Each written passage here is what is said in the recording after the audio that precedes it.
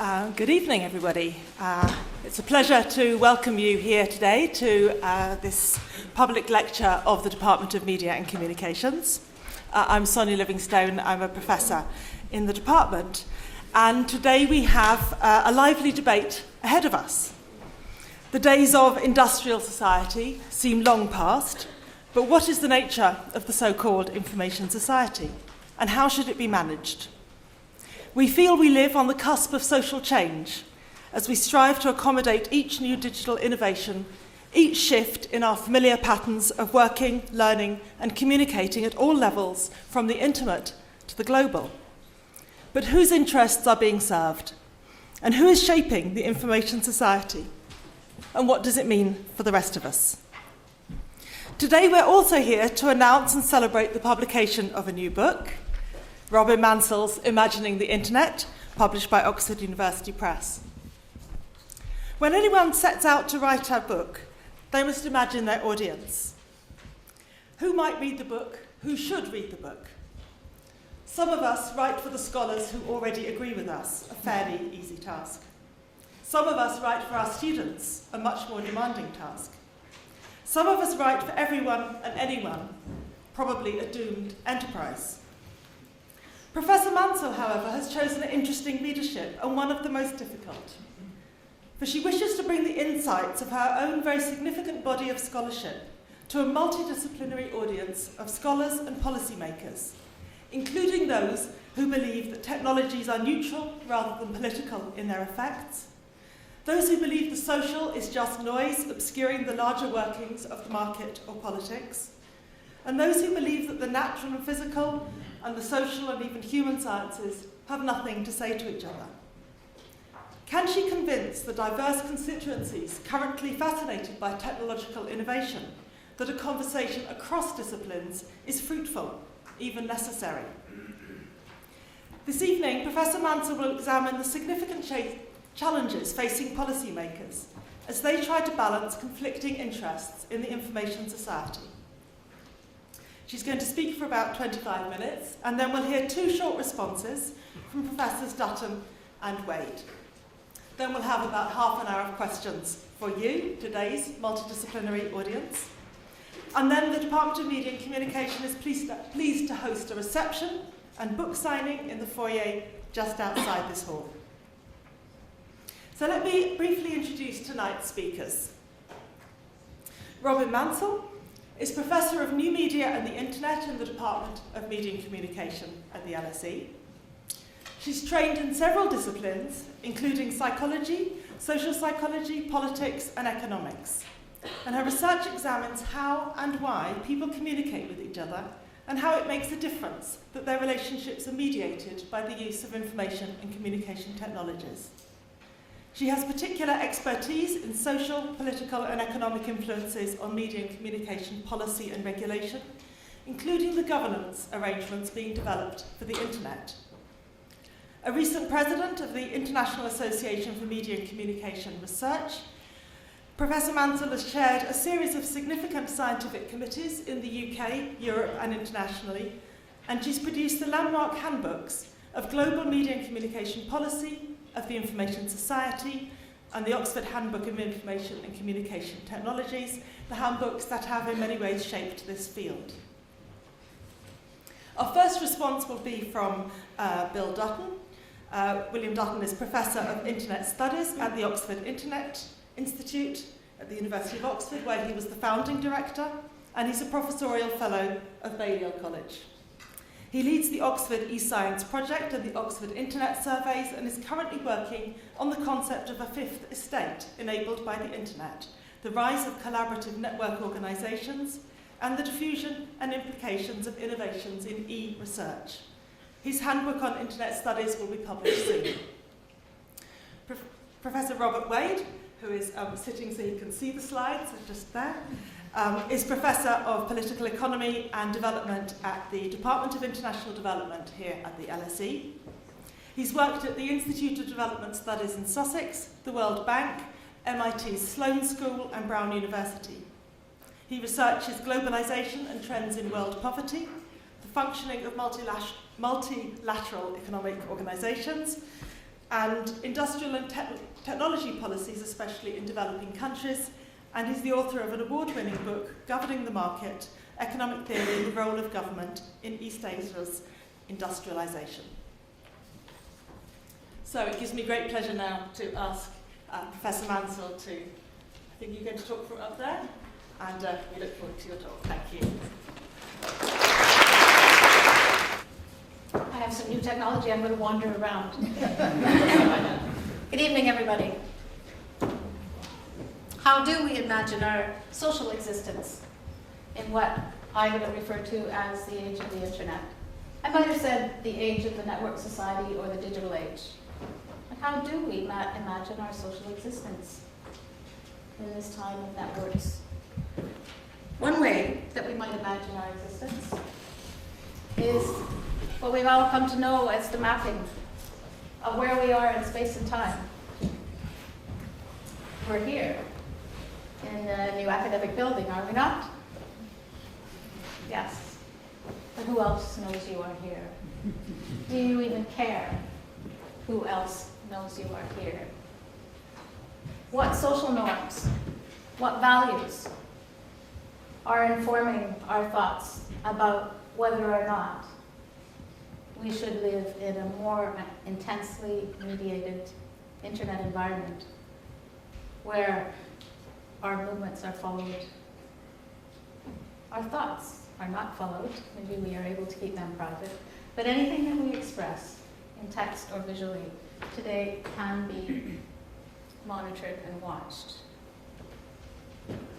So when I think about this and many of the other developments that are supported by the new digital technologies, I tried to think in my book about how I could think about this from a very different set of disciplinary perspectives. The idea of the social imaginary has a very long history. It doesn't start with C. Wright Mills, social imagination, but it certainly in the 1940s and 50s was a key term. Bourdieu has used the notion of the imaginary.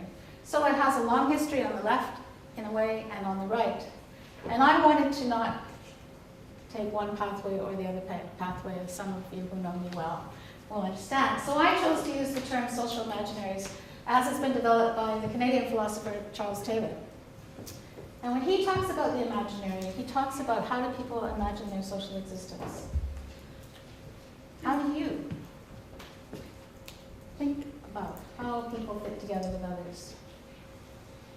How do you think about how things go on between people? How do you think about the kinds of expectations you have online or offline? Are they met or are they not met? What are the deeper normative notions that in this second decade of the 21st century are really the ones which are informing the way our lives are mediated in what I'm calling the internet age? Those are pretty profound questions. And so that was a question which caused me to take 10 years to write this book. It wasn't simple to cause myself to have some answers. What I thought I would do tonight is take you through a quick history of where some of the ideas, some of the norms and values which have become dominant, and some of the alternative norms and values have come from, and where we are today. And then I want to point out some pretty profound conflicts, which are enduring conflicts, between some of the values which we come to take for granted in our expectations about the imaginary of the internet and how our lives are lived, and how some of those conflicts get in the way or inform policymaking. So I thought I'd start with a quick rush through the 1930s and the 1940s and 60s. In this pre-internet age, it wasn't pre-networks, but it was in this early age when people started to focus on information processing. How fast, how many quantities of information can you process with advanced technologies? Can you control technology? On your left is a picture from the 1930s of how a Belgian librarian envisaged our relationship to what became television. In the middle, we have a picture of how Vannevar Bush, an American scientists in the post-war period thought about how we might control and process information. You see that little thing in the center of his skull? It is reminiscent of what came to be thought of today as surveillance technologies. But he was most interested in control of information. And so what effectively happened during those decades was that people thought machine dreams. They thought about how information processing and automation would provide a means of enabling human beings to gain control over their environment. Not just their mediated environment, but their physical environment as well. That was a very strong theme, and it's not one that has gone away.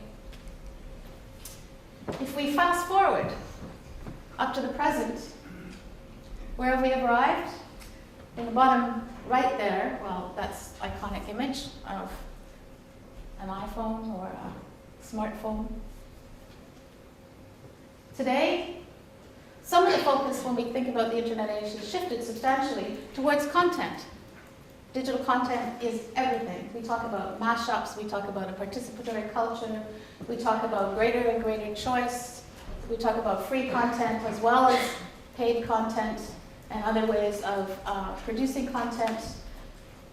Traditional film, as the dial on the left-hand side shows you, traditional kinds of media haven't gone away. The dial is reminiscent of the old style telephone. We still have traditional radio, television, we still have, dare I say it, printed newspapers. But we have very much moved into an era in where there's so many people assuming that user-generated content is liberating us, that we can all become participants in the culture. The imaginary, if you like, is shifting to one where it's almost as if the zeitgeist is one of empowerment for every individual and human being, as long as they have the ability to get online and to participate in an internet era. So digital convergence and digital content have come to preoccupy the minds of many scholars. And when you think about the developments that go along with that sense of empowerment, the increasing notion that bottom-up participatory action is enabled by the internet, of course, there are many, many good things, potentially good things, that come of these kinds of developments. So here I'm simply signposting a very few of those, where digital hardware, software has been brought into service in terms potentially of enabling improved well-being of populations. D for D stands for data for development. The mapping activities that are going on, whether to map water, sanitation, housing, land ownership, in many countries around the world, is providing information for grassroots activists. Small computers are being brought to poor populations so that literacy can be developed. In the top, I don't think I need to probably tell this audience too much about the Arab Spring, but the new Facebook platforms and many other social media are seen as enabling grassroots movements. The bottom is just a picture of a mapping activity using a mobile phone. It's not all about the internet. In Kibera, which is a slum area in Nairobi. So there's many good things that come out of these developments. Here's another one, just plucked out of the air. I could tell you stories about hundreds and hundreds of enabling developments. This one is using an open source software digital platform, Sheikh, to allow Russian grassroots activists to map the fires that took place in Russia a couple of years ago, when they felt that the state was not doing enough or was doing nothing at all. And I profiled a picture because the fellow in the center there, I wish I had a pointer, the fellow with glasses, is a good illustration of how so much of these developments, the imaginary about the internet age, is about practice, about grassroots mobilization, but it's also about scholarship. The fellow in the middle with the glasses is now one of our PhD students here in our department, so I tell all the students here that you can be both a practitioner and an academic at the same time. But the question that motivated me to write this book was really about who is setting the norms and conventions for the way we interact in the mediated world.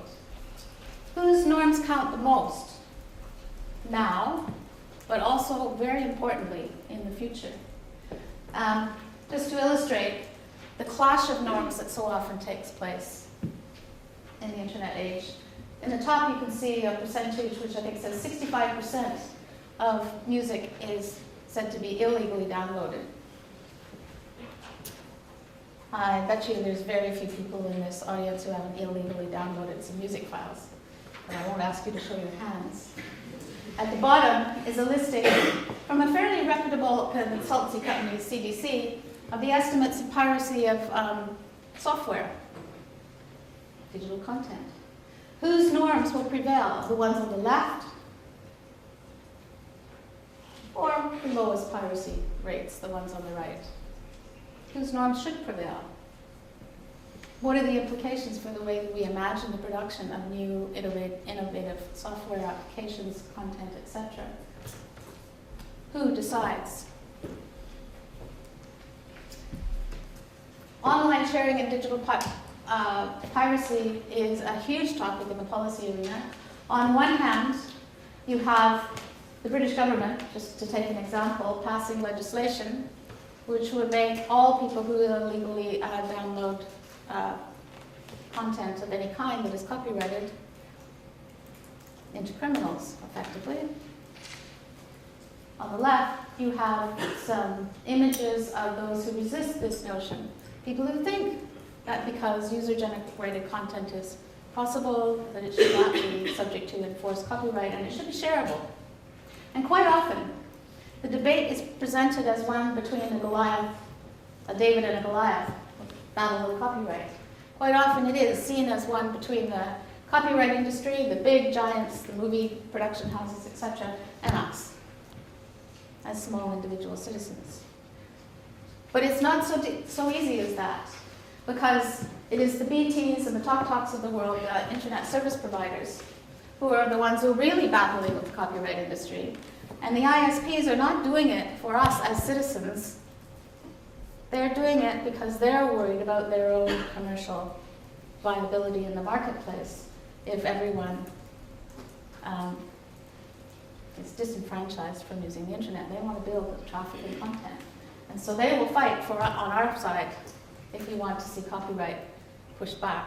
But they will only do so as long as it serves their commercial interests.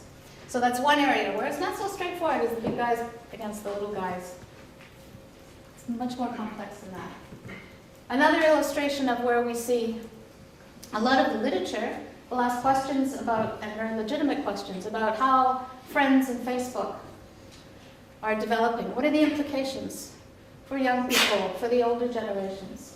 Is it a question of how many friends you have or the quality of your friends? There's enormous amounts of research going on social media platforms. But there's not a lot of critical research going on about whether or not the commercial market valuations of these platforms are the real drivers of what it is that you're able to access in the first place. So I've just shown Facebook and Google, where their current positioning in the marketplace and the way they set the norms for your privacy, the way they set the norms for what content you can upload into their sites, which you do in most cases freely, the way their algorithms work, are, at least to some extent, a reflection of the norms and values that they are assuming are good for us. So, you can ask the question about whether it's technology policy and economics which is really driving the future development of the internet and the applications, or it's social policy. What is the main driver and whose values really count? A good example, I think, is the case where some of the major proponents of the internet, Vint Cerf, sometimes called the father of the internet, Sir Tim Berners-Lee, sometimes called, well, he is the co-inventor of the World Wide Web, have championed open government, open data, transparency for government, democracy, as something which follows naturally, if you like, from the further development of the internet. And many governments, including the British government, have said this is a good idea. They have championed an open network, no restrictions on the internet, in the interests of democracy. But once again, it's not quite so easy, because at the very same time that they are championing open government, open data, etc., we are seeing conflicts. Again, they don't take a right or a left perspective. On the left is David Davis, who's a member of the Conservative Party in the UK. On the right is David Cameron, also a member of the Conservative Party. David Cameron wants to pass a new draft communications bill, which would enable the UK government, without your permission, to monitor whatever data traffic it wants. In the interest of securing your safety, so they claim. On the other hand, David Davis says this would be an infringement of your human rights if you are monitored and surveilled. There are protest movements. There are people who say that monitoring and surveillance should be dealt with by using various boxes that you tick built into the software to empower you to set your own privacy settings, etc. The question here is, how does this fit together with the notion of all that democratic, open data, open government, while at the same time, these developments are about anything but open data? And many of you might say that if you're surveilled without your permission, it's hardly democratic. So there's a real set of conflicting norms and values. So what future? What hopes and fears? Is it all up for grabs? Should we sit back and wait to see what the next generation of internet developments brings us? Or should we try to think seriously about how these enduring conflicts come to light? Should we sit back and just assume that if the internet continues to develop along the lines that it is, with the use of all sorts of algorithms to monitor our behavior, faster and faster data processing, all going on at a rate which many of you, without being sophisticated programmers, could not possibly be able to understand? Will we become alone together? Sherry Turkle's most recent assessment of the kinds of norms and values which are being embedded in the internet.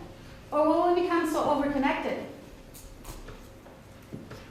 To use William Davidow's title of one of his books most recently.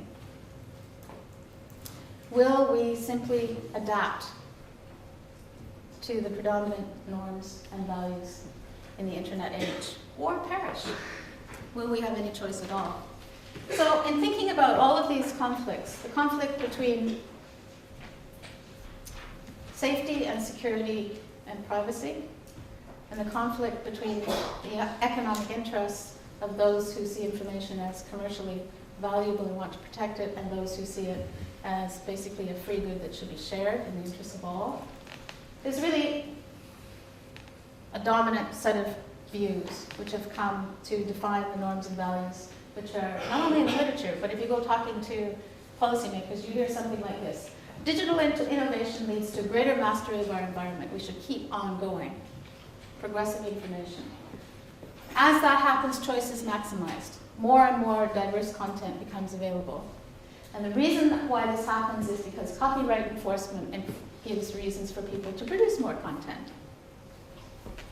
And at the same time, we should not regulate the internet, because it should be the free market which allows this development to happen. And even if we did regulate the internet, it would be contrary to people's human rights. Alternatives coming from the banklers of the world, quite often, dare I say it, Manuel Castells and several others, are a similar story. Digital innovation will lead to mastery of our individual or collective environment. Choice is maximized, but it happens because we share information. And the best policy would be to loosen copyright restrictions. But also, we should not regulate the internet. The libertarian kinds of values should be paramount. And if we did, it would infringe on human rights and values. So, actually, with the one exception of copyright, the two imaginaries about how the internet is developing look very similar. So I said to myself, wait a minute, why are they so similar? Why is the conflict happening except over copyright? And the reason is because both groups, the social movement activists, the open sharers, and the commercial industry, think that they're on the trajectory towards a good society, a more just society, as some would have it, a society which is actually responsive to the lives that people can actually lead. Both see a win for one side as being a loss for the other. In other words, there's no real way out of the conflict. And yet, both argue that we have the accountability structures in place to ensure that there is accountability for the choice of the norms and values which govern us in the internet age. It seems to me that this says that what we need is improved accountability structures at all levels, local and global. Because it seems to me that if we leave the outcomes of the kinds of developments and conflicts that I've been talking about to the innovation process in an internet environment, we're leaving it to unaccountable groups. The state is largely unaccountable. The big corporations are largely unaccountable. It's very easy to criticize them. I would argue that so too are many of the social movement groups are also unaccountable in the sense that they are the ones, many of them, who are developing these automated systems that allow the surveillance which is happening. And so there isn't a group who escapes. We need to take seriously, in terms of norms and values, all of these groups. Because if we don't, it means adapting to an internet age, regardless of whether it's benign or otherwise. I think what we need are new forms of top-down and bottom-up governance, not necessarily regulation in the conventional sense. Why do I think this? I think it because automation, the kinds of automation that go on, not in the experience of you every single minute of every single day, but behind the scenes, so to speak, are cumulative. I started with the 1930s when information processing control became the imaginary. This hasn't stopped. This is becoming a stronger and stronger ethos. Automation is becoming a part of everyday life. Could be to use the internet to map the environment for all sorts of purposes which are good. But as we have hinted at, there are purposes for which few of you would say, these are norms and values which I would like to see unfolded in the future. So many people would simply talk about policy measures and say, well, we need to roll back expansionist copyright legislation. And I don't disagree with that. But I think that even if we were to do that, we would still face these enduring conflicts over the norms and values and the accountability of those who are making decisions. We could also resist the surveillance of citizens both online and offline, and I'm sure some of you would, depending on how you feel about safety and security in the 21st century. But still, having done that, we will still face enduring conflicts between those who are setting the norms and values for the internet age as we go forward. Both sides will be claiming that they're doing so in line with democratic principles. I would simply ask you to challenge that idea and to take seriously the fact that there are many, many developments going on which are not part of the public policy discourse at the moment. They're just not simply hardly ever in it.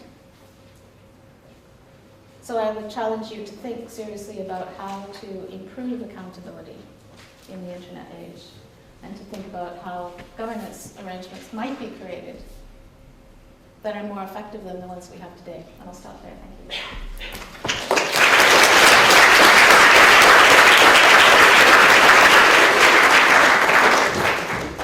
Actually, I have one more slide.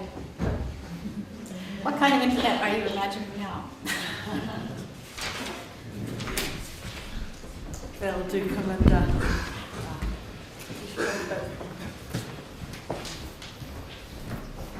fantastic. Fantastic, Robin, thank you very much. Robin was giving me a look because she knows that I sometimes call for regulation in the interests of child protection, so I'm thinking too about how to improve accountability and meet her challenge, but I'm glad that others are going to give the answers rather than I.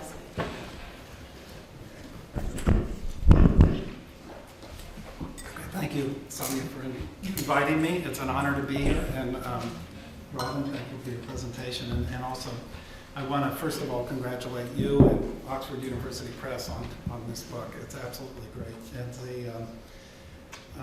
what I want to do, I've been asked to be brief, and I will, but that means I'm going to have to skate over a few things, but I want to put this in sort of the perspective I read the book and help you understand why I think it's an important book. Primarily, I think you can see in the last few slides, I think the importance of the book is it refocuses attention on policy issues. That may seem no big deal, but I think it actually is. Most of the research on the internet over time was originally focused primarily on the technology, so the technology and technology innovation. Relatively little focus on policy, although policy was, of course, hugely important in the whole birth of networking and so forth, through non-regulation of value-added services and so forth. Then, as the internet became useful in a variety of contexts, most of the attention focused on patterns of use. So a great deal of research on how people use the internet in a variety of social contexts, the household, commerce, digital government, others. How do people use it, with what effect, and what institutional consequences? Are governments more or less responsive to citizens, and so forth?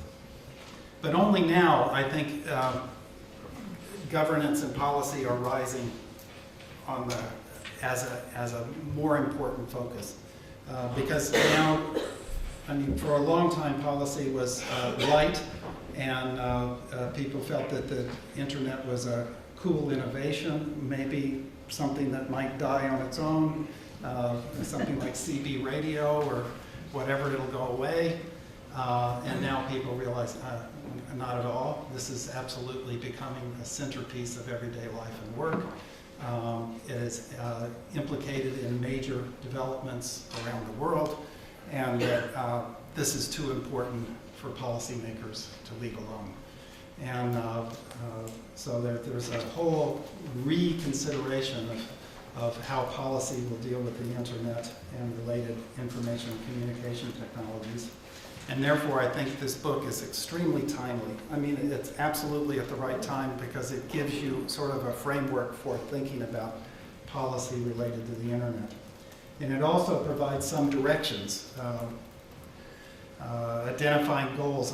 Robin identified several, and you could remember them from the slides, but trying to break the monopolies of knowledge is one of the phrases she uses. Of course, we would hope that no company has so much of a monopoly on search or social networking or whatever that we have no potential accountability.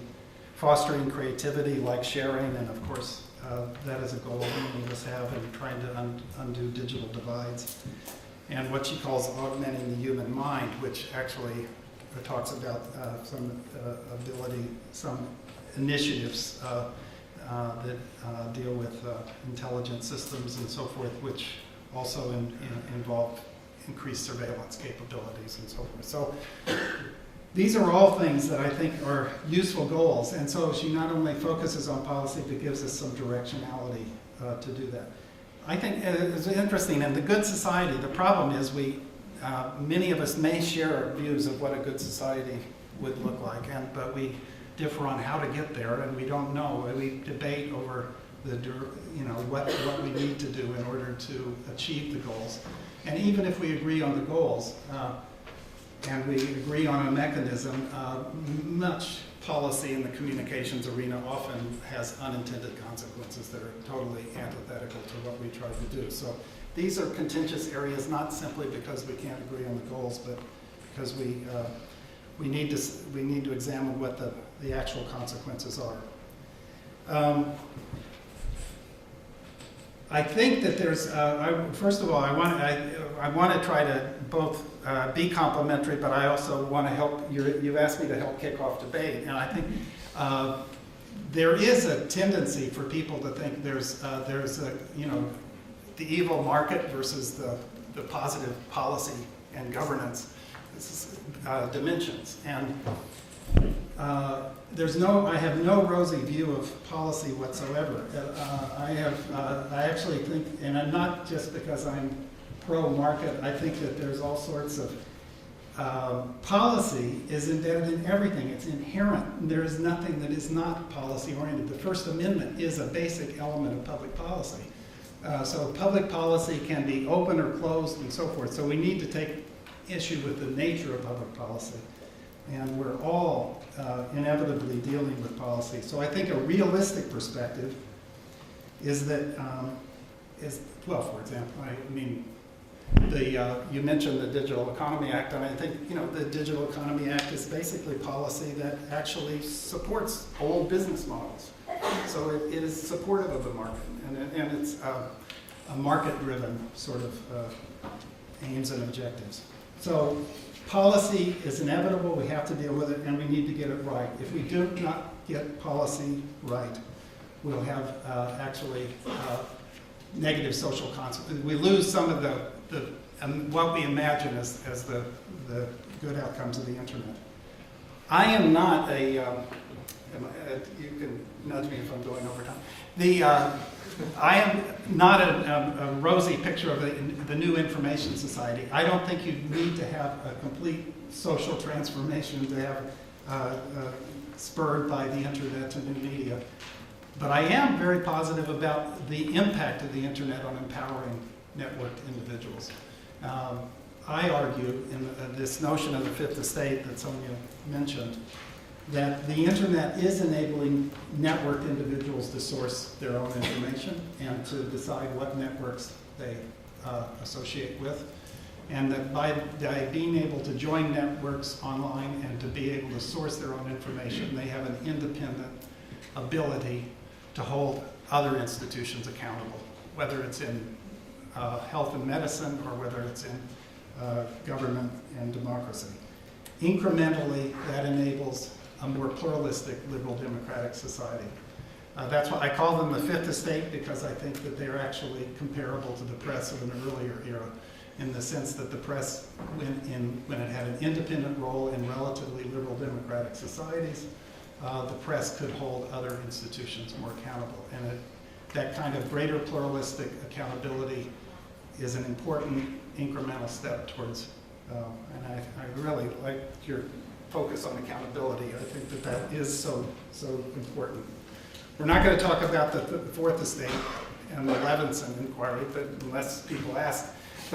But clearly that is an issue too, which will then watch this space to see what happens with the Livingstone inquiry and whether we're going to worry about the fourth estate. But I'm worried about the fifth estate, and I think many of Robin's examples give us reason to worry about whether the empowered networked individual will be undermined by prevailing policy.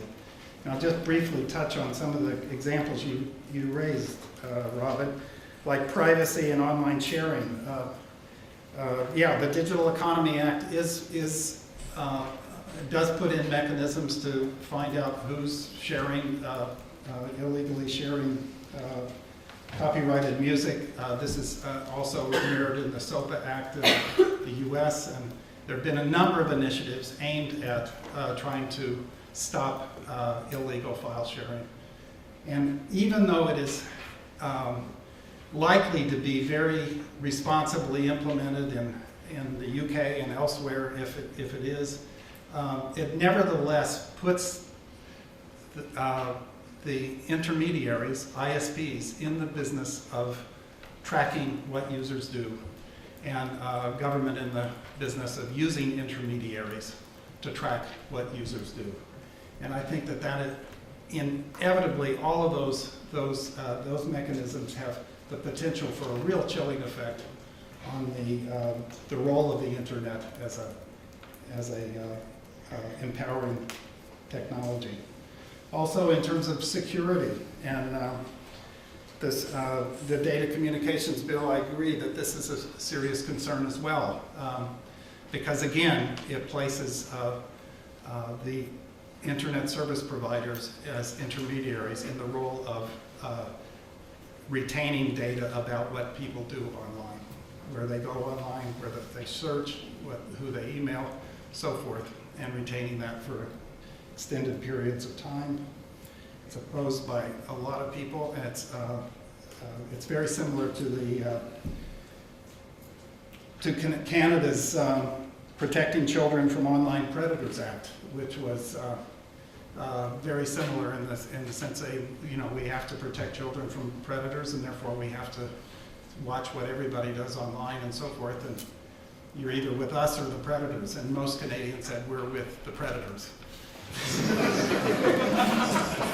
And they've killed the C-30 bill because it could have had such a chilling effect on online use. And again, you mentioned that social media, and clearly there is concern over, following where you are and your location or who your friends, privacy. I think that in many respects, the internet and social media firms are getting their act together.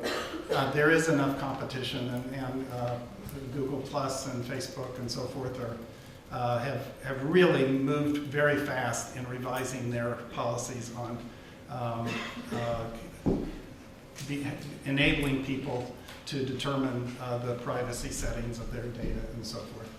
And so there is really movement in the marketplace to support that. And clearly, the internet is an experience technology. I find this all the time. And also social media are experience technologies. The people who use these media are not as worried about it as the people who never use them. Okay?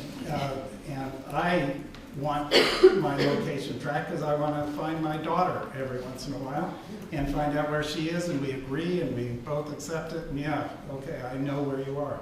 And it has services I like, and I would, but again, the problem comes when you lose control over who has access to that data. So I think there are threats to the internet and its ability to empower individuals and therefore the fifth estate. I don't think it's a matter of policy or marketplace forces. I think it's a problem of inappropriate policy.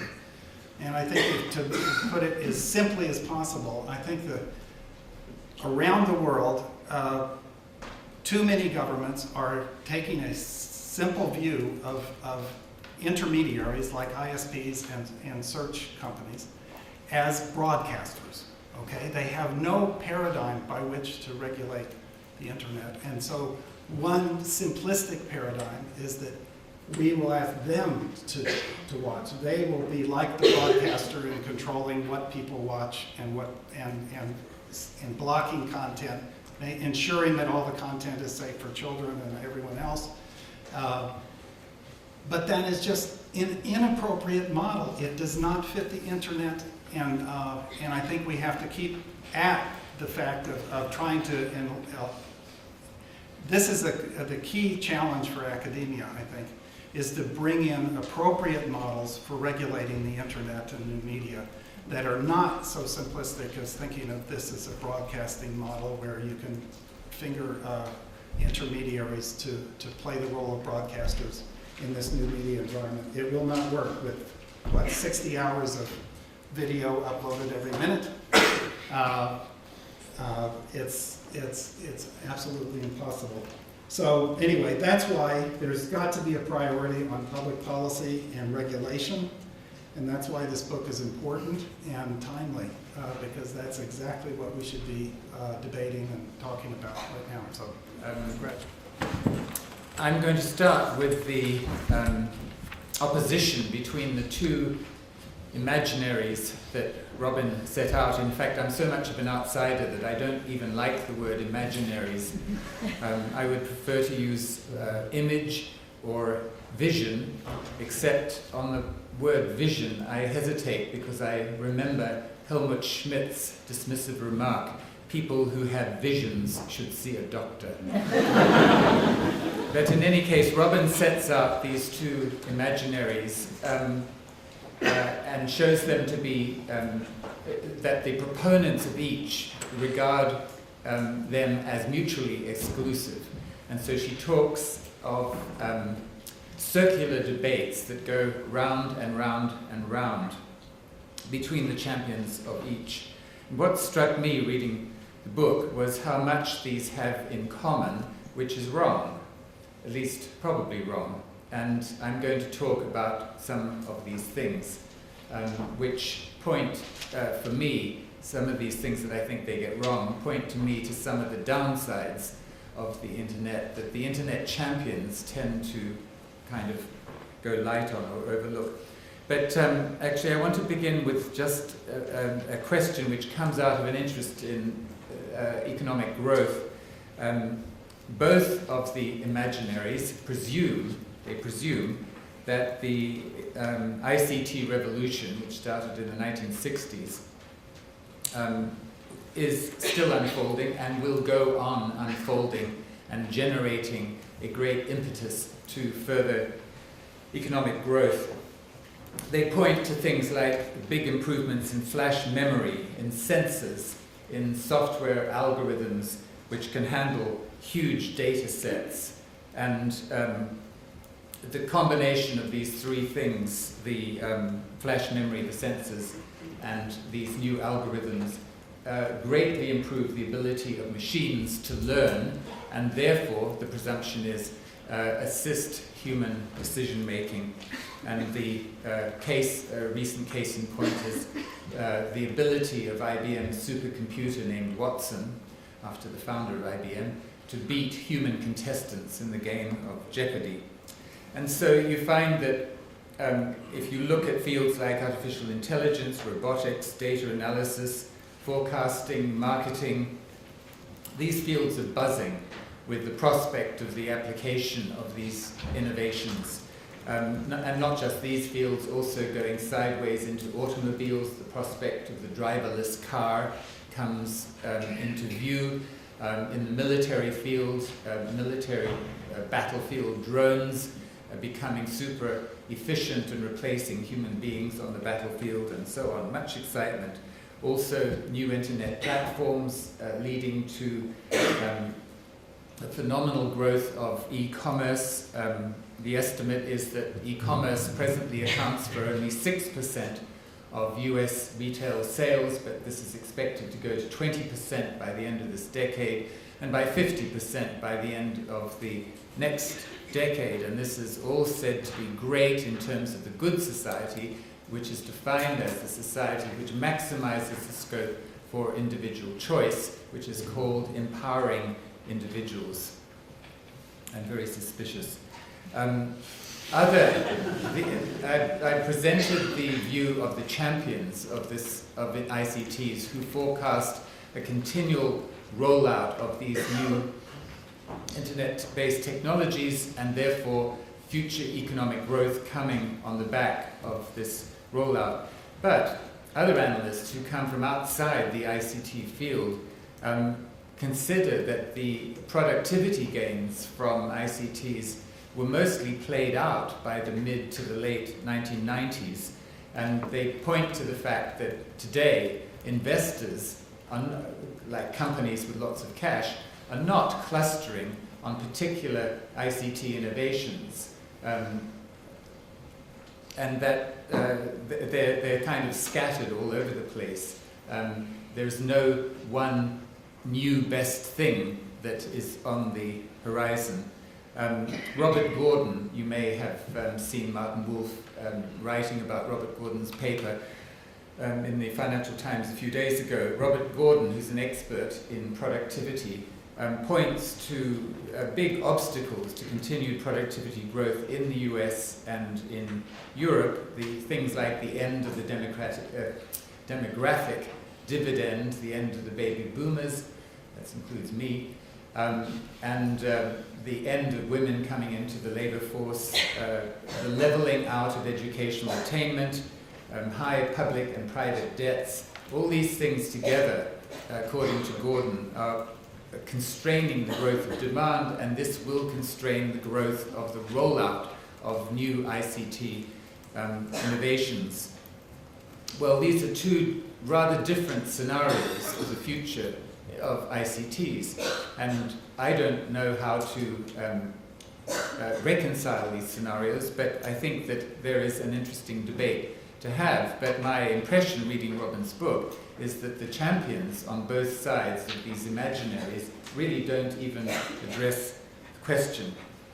Another thing that they both share is that they tend to ignore the unequalizing effects of ICT innovations, unequalizing both vertically, horizontally, that's spatially, and also vertically. And I want to say a little bit more about this. We have been reading in the media all about the hollowing out of the middle class. It's coming very strongly from the Obama campaign, which is focusing on the hollowing out of the middle class as the big problem of public policy. An Obama advisor said recently that economic growth has to begin in the middle class and radiate outwards. And you're hearing lots of stuff from the top of British politics about the big problem of the middle class and how public policy should support middle class households. And I keep asking myself, well, what's below the middle? What's happening to people below the middle? If it's middle, there must be somebody below the middle. And what is happening is this. I did have a chart, but in my haste to get here, I left my memory stick in my office. So I'll just describe what has been happening. This is with reference to the United States, and it concerns trends in the income share, the share of national income by different deciles in the US population. So in the US population, the shares of the top 10%, the middle 50%, that's deciles 5 to 9, and the shares of the bottom 40%, that's deciles 1 to 4, from 1947 to around about 1980 were roughly constant all through that period. Then after 1980, with globalization, with the coming on of the internet, with Reaganomics, with Thatcheronomics, the share of the top 10% began to zoom up, and their share increased by 10 percentage points, so that by 2007 or so. Meanwhile, the share of the middle 50% went down by something like 5 percentage points, from about 57 to about 52% of national income. So their share went down. In that sense, the middle class was being squeezed through the 1980s and 90s and into the 2000s. But also, the share of the bottom 40% was being squeezed proportionately even more. In fact, a large part of the gain of the top 10% came at the expense of the bottom 40%. And all this talk of the hollowing out of the middle class seems to me peculiar, because it simply writes off, it simply ignores what is happening to the bottom 40%. They are being squeezed even more as the share of the top 10%, and especially the top share of the 1%, goes up and up and up. There is, of course, another break point in the income distribution below the top 1%, which is at the level of those who have tertiary education and those who have high school education. And it's those who have high school education and who are not particularly connected to the internet, they are the ones who are being really squeezed in terms of losing their share of national income. So that's one thing that these two imaginaries share, it seems to me. They give rather little attention to the unequalizing effects in a vertical dimension, but also in what you could call a horizontal or a spatial dimension. And here I'm referring to, in particular, the growth of e-commerce and the growth of retail parks outside of towns. One of the really big impacts of the internet has been on lowering the costs of transport and of warehousing, and that in turn has fueled the growth of e-commerce and retail parks. And the champions of the internet celebrate this, both e-commerce and retail parks, as expanding the scope for individual choice. But of course, what they're doing is to ignore the externalities of individual choice, such as the collapse of local supply chains, such as the way that the big chains use monopoly power to put greater and greater pressure on their producers, and such as the collapse of high streets. John Harris had an article in The Guardian just yesterday about the collapse of the British High Street, in which he said that in the case of Nottingham town centre, the percentage of vacant shops in January of this year, January 2012, was 25%. 25% of shops in the Nottingham town centre were vacant. By June, only 6 months later, that percentage had gone from 25% to 31%. So a collapse of the Nottingham town centre, and this is being replicated, though not on that scale, right across the country. And as John Harris says, the belief that the British High Street is doomed, that is it is inevitably doomed because of the rise of e-commerce and retail parks outside of towns, is, quote, one of the most alarming beliefs of our time. And he proposes that we immediately set up a society for the preservation of urban England. And then finally, there's the employment effects of e-commerce and also to some extent retail parks. The champions say again that e-commerce, yes, it wipes out retail jobs, but replaces retail jobs with better paying, high technology jobs. Research from the Centre for Economic Performance here at LSE shows that this is really quite implausible. The retail jobs that vanish as e-commerce rises are not replaced by better paying technology jobs on the whole. They're replaced by other jobs that may be even less skilled. And just finally, one of the things that they share, the two imaginaries share, has to do with the role of the state.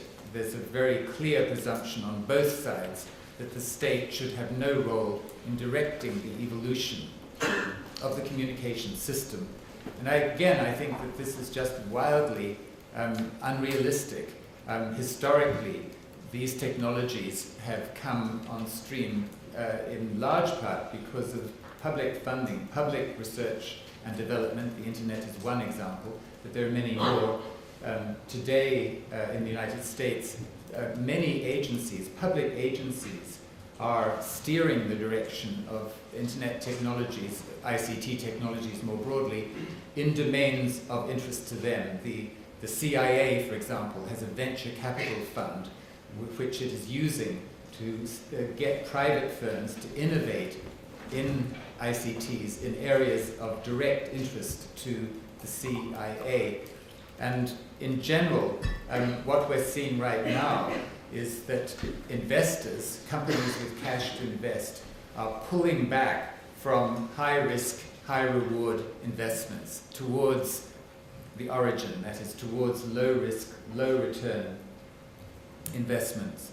And if that's the case, if they're becoming much more cautious, and if this is going to continue for another decade, as seems to me quite possible, then it just underlines the important role of public agencies in providing public funding for innovating in the kind of areas that we've been talking about, in ways that will then allow private firms to come in and face lower risk investment opportunities in the wake of the breakthroughs made by public agencies and public funding.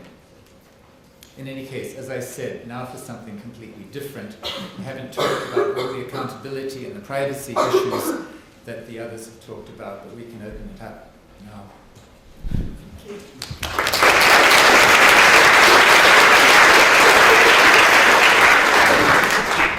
You did come back to the question of public policy and the state. So there are, I think, many connections between the points that have been raised and many big questions for the future of the internet and indeed the future of society. So the floor is now open. And I'm half tempted to ask Robin to respond, but I know that she would like to hear from you. So do please ask questions, and if you can be succinct and start out by saying who you are. There are people with roving mics.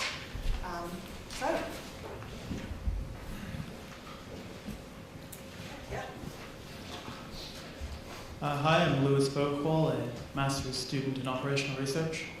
And my question is, what impact do you think the network structure of the internet has on the dangers of cognitive hacking, which is the understanding of the intricacies of someone's decision process as a means to influence that decision maker? What did you say, cognitive hacking? Cognitive hacking. It's quite a big worry of DARPA right now, which, interestingly, was the inventor of the internet, or the ARPANET. Okay. Robin, do you want to answer as we go? Or? I can say something if you want. Yeah. Well, others are just thinking. I have to admit that cognitive hacking is not a term that I am hugely familiar with, but I think what you might be suggesting is to do with the growing concern about the way in which we were able to algorithmically monitor, predict, and make suppositions about potential human behavior, or attitudes at least, if not behavior. And that this is something which is something the UK government is investing hugely in, and also so is the US. And indeed, it seems to me that there's a belief, very much as the early information processing belief, the more sophisticated our algorithms, the more it is we'll be able to do that more effectively. But I raise the question, and it's a multi-leveled question in the sense that one might support or not support the investment and R&D in that kind of development.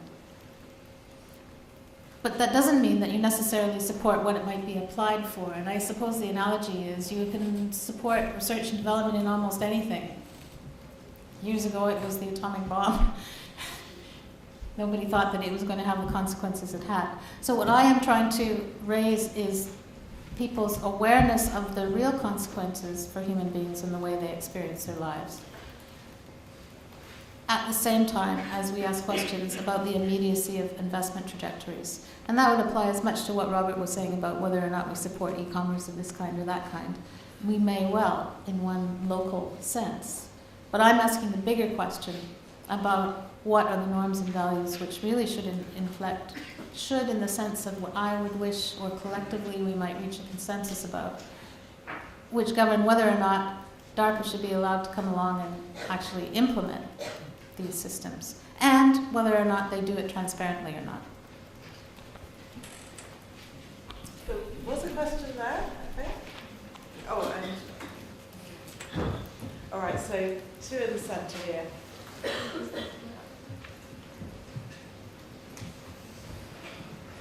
Hi, I'm Giles Bailey. I'm a business consultant. How realistic do you think the role of government can really be in regulating the internet, due to its transitory and transnational nature, particularly versus behavior and the fact that ultimately people will make data available or not, or just the commercial power of businesses like Facebook and Google and so on? And really, do they really have the ability to almost steer the ship, or is this something that's really out of their control? Can you pass it to the gentleman behind you? And I might, and then again one more behind, and then I'm going to ask, see how many want to respond here. Yeah. Thank you. Mark and Philgoff, I work in IT and governance and assurance as it happens.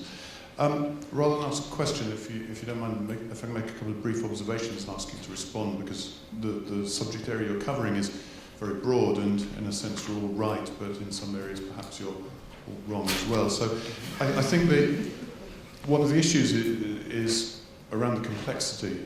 And one of the responses that we typically see to complexity is that people try and control it and box it up. But I'd suggest that it's too late to box a lot of things up. So if we're going to look at ways to move forward, then we need new models of engagement. We need to change the old thinking, which is sort of command and control, and develop some new approaches. And we need to enable perhaps more personal responsibility and to address some of the issues around privacy and such like. Look at ways of not only enabling personal responsibility, but look at mechanisms for redress rather than control and limitation. So just a couple of thoughts, perhaps to invite some response. John, will you? No. Oh, okay, all right. Should we take another couple now and then? Okay, yeah. Hi, I'm Chris, I'm a Luddite. I was wondering about your opinion on the international nature of the internet and how that made it so much harder for policymakers to implement policy, and whether you saw any obvious solutions to that problem. Okay, but just take Mike there, yeah, and then see who wants to respond. Right, Mike Cushman, I do lots of things here, including researching digital exclusion.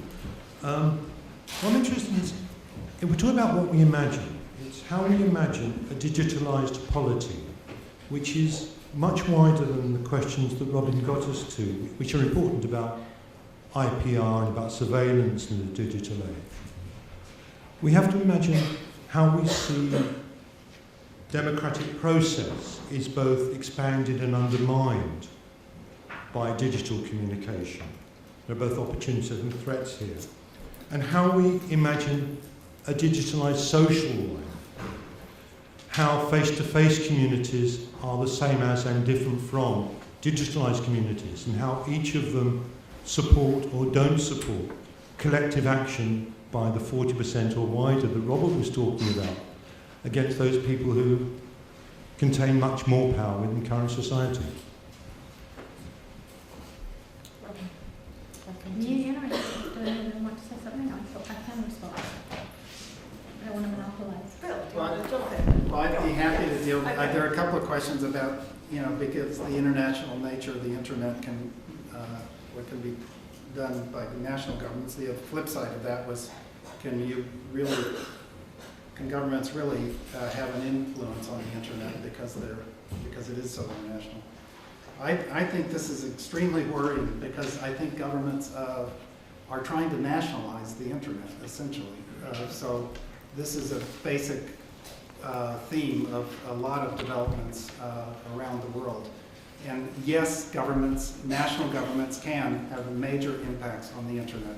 Take the German courts, for example, have had a number of decisions that have major impacts on the way major service providers think about privacy and other issues. China perhaps moving towards its own internet. I think this is completely irrational, and I think it's going to it's going to be counterproductive for it to cut yourself off or to sort of try to nationalize the internet. And the whole value of the internet is this global, worldwide web and so forth. But I think people are not only trying to move back into the good old days when the ITU and national regimes controlled telecommunications and work together to make sure that kind of control existed. I think that's the dream of moving back to resurfacing national control of content and so forth. Content filtering is growing around the world in terms of national content filtering, as another example of national governments trying to assert much more of a borders around the internet. So that's a very worrisome development. Yes, it can have a powerful effect, but it is, again, another policy move that can be really quite negative. I don't think it's going to be as negative as all the things you've attributed to the internet, but it will be undermining the potential of the internet that we already know today. I don't know if I'm still on. Do I need to speak into that? No. Okay, fine. How realistic is it that the state can regulate the internet? The man that asked that is posing the question in exactly the way that I would hope that we don't pose the question. Because if we mean by regulation some kind of specific intervention which is aimed at the short and medium term, which could be any kind of, say, filtering technology you regulate to do that, etc. That's one thing. But what I'm talking about is the idea that government in the state, if you like, in a sense, gets everywhere. And lots of times we simply don't call it regulation. But it is a fact that markets do not work without states setting some rules. We now normally call that governance.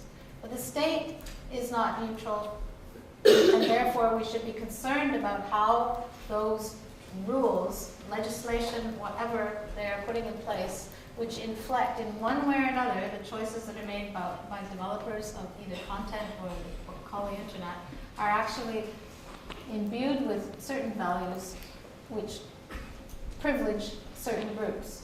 And I would argue that the certain groups who are not privileged most of the time are that bottom 40% that we should be concerned about. And so, in a way, I'm not asking should we regulate or not the internet. That's where the debate is stuck, I am arguing.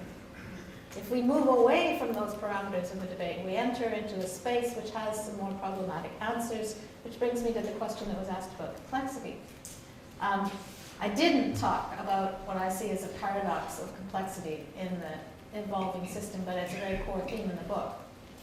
I didn't talk about it because it often gets me into trouble with people who know a lot more about systems theory and complexity theory than I do. But the essential point that I think you are making is that unlike a rather simplistic past, which we could argue about, where linear notions about command and control, information processing, control and mastery in the environment were predominant, we have moved some way in terms of the zeitgeist of how systems operate into an environment where indeterminacy and complexity are recognized.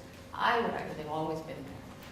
But that idea is coming to the fore more and more. And one of the responses to that idea, that we live in a complex, global, mediated environment, is again, let's do nothing.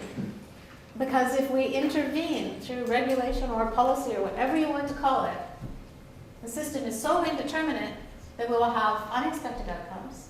Yes, we will. We will have outcomes which are driven by top-down states and therefore cannot be in the interests of citizens and populations.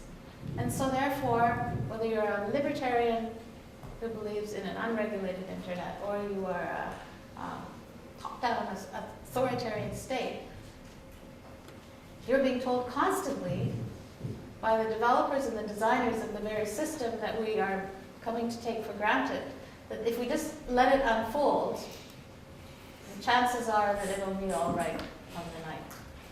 The chances are. And that if you have less than full empirical knowledge about all of the permutations and consequences of your intervention, it is safer to do nothing. That is a cover story for a lot of the biases and the values and norms which are being embedded into the very system that we're talking about. All I'm trying to do is, let's stop talking about a fantasy world. Let's start talking and probing and getting to what is actually in the minds of developers and have an argument. We may disagree. Just on the digitized polity, and the processes of collective action, etc., and not pushing all this back onto individuals, to look after themselves and make choices. I fully support the notion of a collective action. I can see and try to give you examples of where some of that, whether through crowdsourcing, whatever, is enabling for groups who are mobilized through all sorts of possibilities that are available online which were not there in the past. What I worry about, though, is the fact that there's too much of an assumption that somehow all of that collective action is supportive of democratic values and values that we would wish to encourage. What happened to the days when, for example, in the media and communication field, it was once the case that people talked about media activism and alternative media as if it was always good. It was always championing the good society. And then people like John Downing came along and said, oh, okay, wait a minute.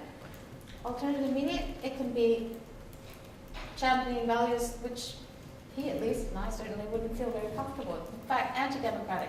What I'm targeting is the assumption that online mobilization is on balance a good thing. It should necessarily flower without question, because it somehow is taken to be, and in much of the literature, although not all of the literature, synonymous with democratic processes which we would value.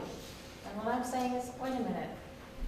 This may be true in front of the screen in terms of the debates you can see, but what is going on in a way behind the screens in the algorithmic world, in the world of cognitive hacking, when this guy called it stuff that hardly ever is talked about in polite company. It just simply isn't, either because it's military secrets or because it's so sensitive that people, if they did talk about it, might be fearful, even more fearful for their security in everyday life than they are now. So I think, just to come to the end of what's becoming too long an answer, I like to think of it this way. Much of what we talk about in the policy domains, whether internationally or in the Ofcoms or wherever of the world, is the tactics, to use de Certeau's term. It's about tactics. It's real, it's important, it matters. Legislation can be fought or not fought. You can agree with what's going on in the high street as a result of electronic commerce or whatever, or not. But it's sort of at the tactical level. There's another level which is strategic. And what I think I'm trying to draw attention to is that too much of the debate in the internet age, if you like, is about the tactics. It's about, should we do this or should we do that, and what will happen as a consequence. We measure it. What I'm trying to do is say that debate needs to be connected to a much larger debate about the environment in which we live, the mediated world in which we live, and where we might find ourselves several decades from now, and who might be benefiting in that world. And I would argue my own view is, although I don't necessarily have all the empirical evidence to support it, but my hunch is that we need to do more research on what that trajectory looks like, because it isn't all about the internet.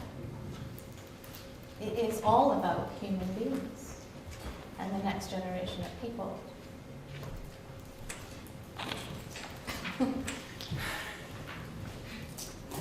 It's just about the same. No, sorry. So, I think we have time for a few more questions, and there were some hands up earlier. Okay, Lynn. Thank you. And okay. Yes, good. And then I'm Lynn Schofield Clark from the University of Denver, and I really appreciate the opportunity to be here and hear from you. And one of the things, I teach journalism at the University of Denver, and so one of the things that occurs to me in terms of this issue of tactics and strategies is, how do we fit journalism in relation to these policy issues? Because when we think about the aspects of what the internet has done to journalism as an industry, and the rise of lots of different kinds of opportunities for alternative media, ways for people to connect, that can be really exciting. But on the other hand, if we think about journalism as a way in which information can be shared and public frameworks can be created, is there a role for policy in relation to the internet and journalism? And I'm thinking particularly in relation to maybe how Google benefits, perhaps even in certain ways, because they're able to aggregate and release journalistic information.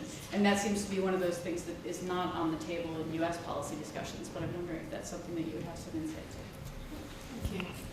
I'm going to take the lady back there, and the gentleman up there, and then that might be it. Well, maybe one more very brief here, and then I'm going to give the panel a chance to have a last word. So, please. My question is,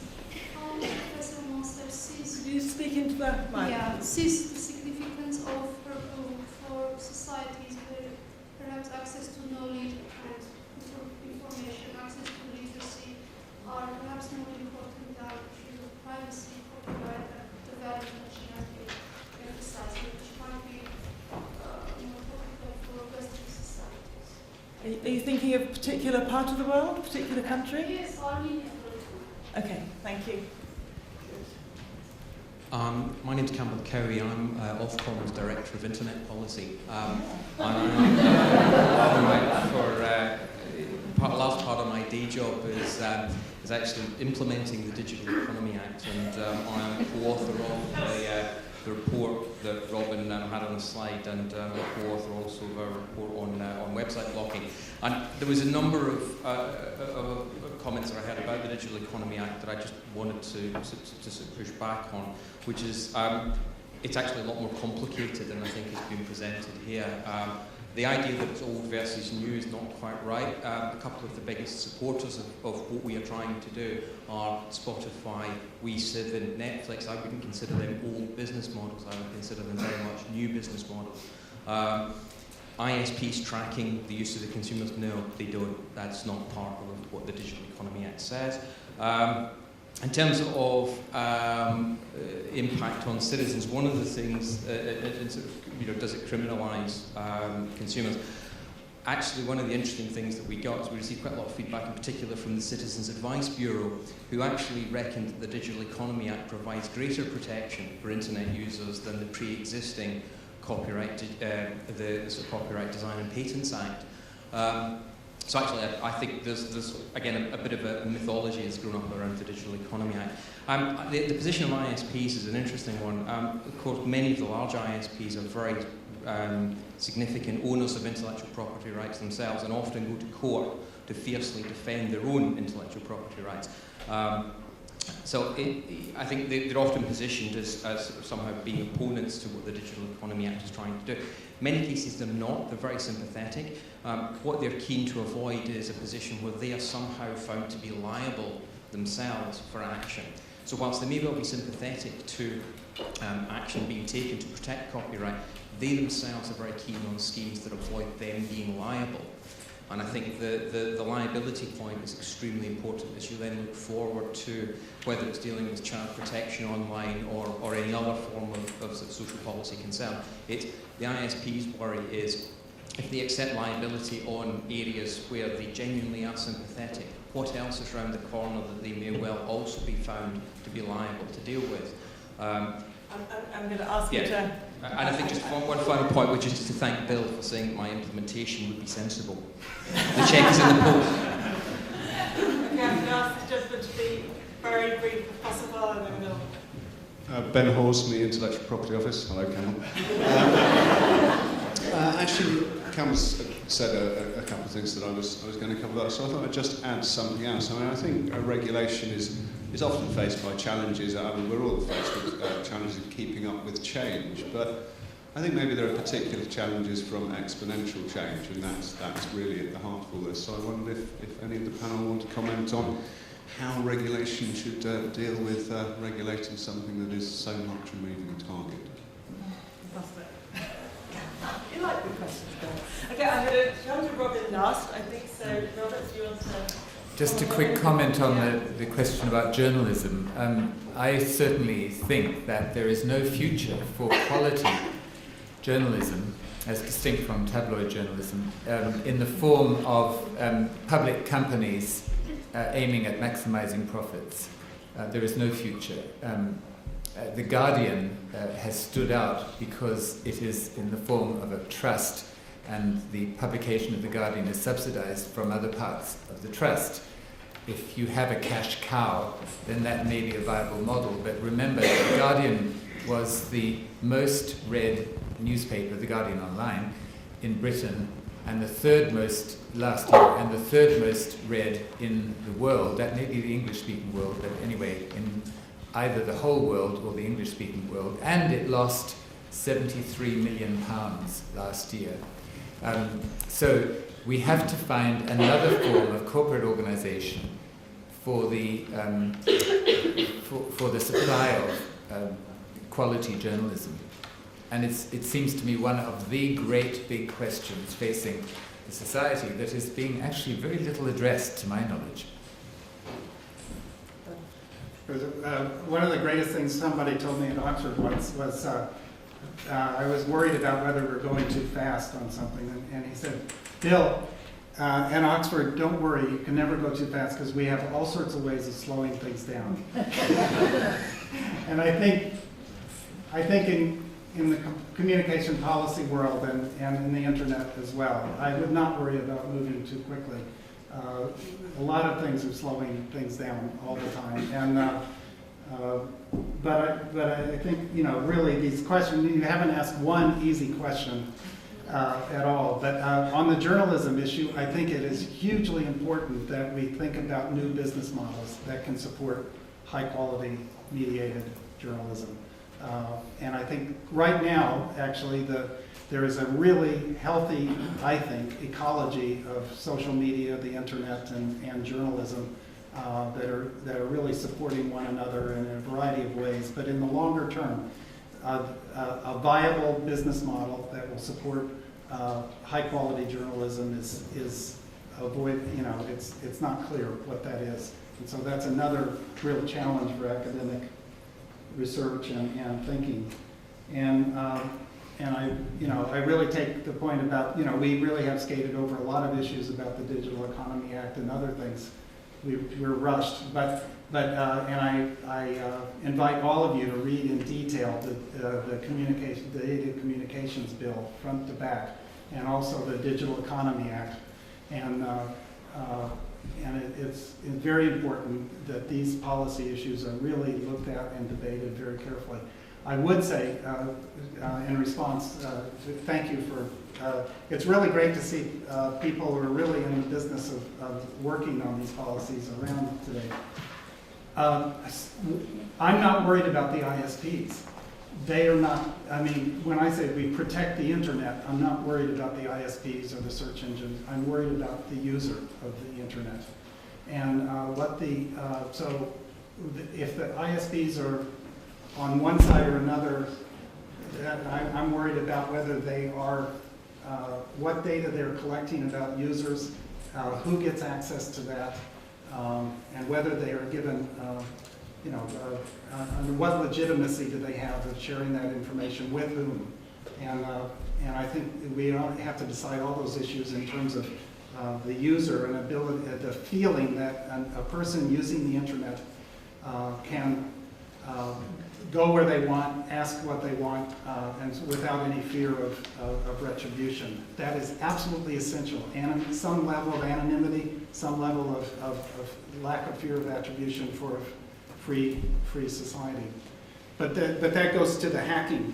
And I'm sorry, don't overestimate government intelligence services and everything else about being able to figure out what you're thinking.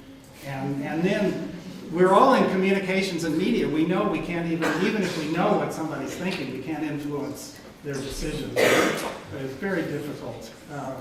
But there's this famous, you're going to tell me, I can't think of the author of this, the famous article, Why My TiVo Thinks I'm Gay. This is all about cognitive intelligence, which is, we are not there yet. And people think that we can decide, figure out what you're thinking, what you know. Thank goodness we're not there yet.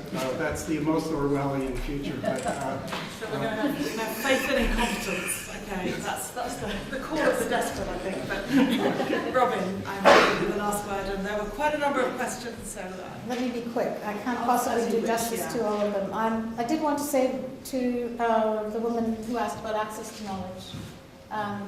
I think one of the myths about the internet is that it can permit you to access knowledge. What it can permit access to is information.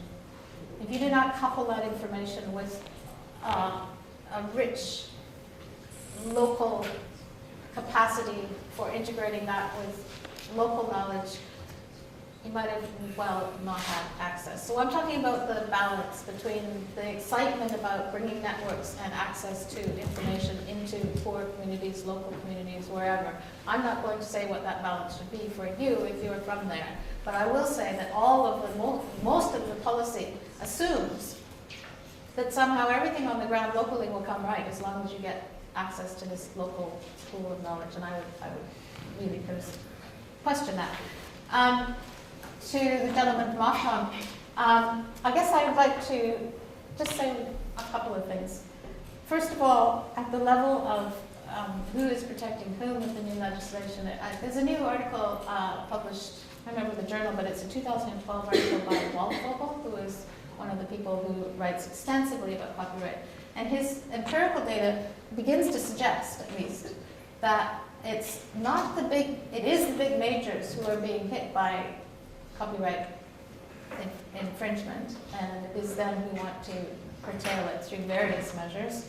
But the independents, surprisingly enough, haven't taken a hit from this more open sharing culture and the abuse of copyright. And so I ask again, whose norms and values are we really trying to protect by these efforts to, in a way, go against the grain of an open sharing culture? I'd make that point, but my other point was not so much to suggest that the DEA, for example, is somehow mandated to go out following people around all over the place. What it does do is it encourages investment in a certain type of technology which is embedded in the network by the ISPs. It encourages the development of some databases, whether locally, decentralized or not, which is on a pathway, I would argue, in a direction which could very easily, without discussion, without debate, without full transparency about where that is going, coupled with other developments that are happening for other reasons, to bring about a kind of world which is not the one we have now, but is far more complex and sophisticated with regard to the role of these kinds of networks and applications. That it is not any more benign, but it is something that we should really worry about. So all I'm suggesting is, with technological progress, it's always so easy to sit back and say, well, it must be progressive. Here we sit in the middle of at the beginning of the 21st century worrying about global warming and all sorts of other things that have been partly brought about by technological progress. Why should we put the internet and the networks and all the software developments on one side and say they're not going to affect progress and the world we live in the future? I just think that's, it's to me, it just doesn't make any sense. And yet I see some people looking at me and saying, why is she saying this? Why isn't she talking about tomorrow and what we should do in terms of the implementation plan for the DEA? I think that is a legitimate concern, but I'm trying to open up the debate so that we do think seriously about the kind of world we're encouraging, whether it's the copyright industry who wins or the others when it's posed that way. No doubt both are going to be present. There will be copyright and there will be alternative models. New business models are being developed all the time that don't rest on traditional copyright. So these kinds of developments are going to happen. The question is whether they're going to happen with us as sentient, conscious, concerned people, and not just sitting in the ivory tower of academia, but actually being able to engage, not only with the what you see, which is all the content that's out there, and all the buttons you can push, and your interactive TVs, and our Skyping, and our doing whatever we do, our everyday lives, but with what all that means in terms of the implications for how we value human life, not just here in the West, but far beyond, and what choices those people make. So that's why I'm raising these questions. It isn't because I want to escape from the everyday policy world. I inhabit that quite a lot of the time.